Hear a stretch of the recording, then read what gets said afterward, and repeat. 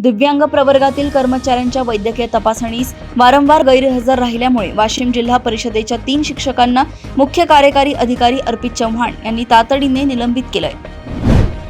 बुलढाणा पालिकेचा हनवतखेड येथील कचरा डेपो शास्त्रोक्त विल्हेवाटी अभावी निष्क्रिय ठरला असून करोडो रुपयांची कचरा चाळणी व प्रक्रिया यंत्रे धुळखात पडल्याने नागरिक दुर्गंधी व धुराच्या त्रासाने हैराण झाले आहेत। गडचिरोलीतील आदिवासी आश्रम शाळेत सर्पदंशामुळे झालेल्या 3 विद्यार्थिनींच्या मृत्यूनंतर यवतमाळ जिल्ह्यातील दयनीय आश्रम शाळांच्या खिडक्या व दारे तातडीने दुरुस्त करण्याचे निर्देश अधिकाऱ्यांना देण्यात आले आहेत। तेल्हारा नगर परिषदेत अधिकारी अभियंता व लिपिकांची अनेक पदे वर्षानुवर्षे रिक्त असल्याने चतुर्थ श्रेणी कर्मचाऱ्यांकडून लिपिकांची कामे करून घेतली जात असून प्रशासकीय कामकाज कोलमडलंय। राष्ट्रसंत तुकडोजी महाराजांना भारतरत्न सन्मान मिळवण्यासाठी तिवसा येथे सुरू असलेले 5 दिवसांचे अन्नत्याग आंदोलन खासदार बळवंत वानखेडे यांच्या मध्यस्थीनंतर मागे घेण्यात आले, परंतु मागणी न मानल्यास दिल्लीत जंतर मंतरवर आंदोलनाचा इशारा देण्यात आलाय।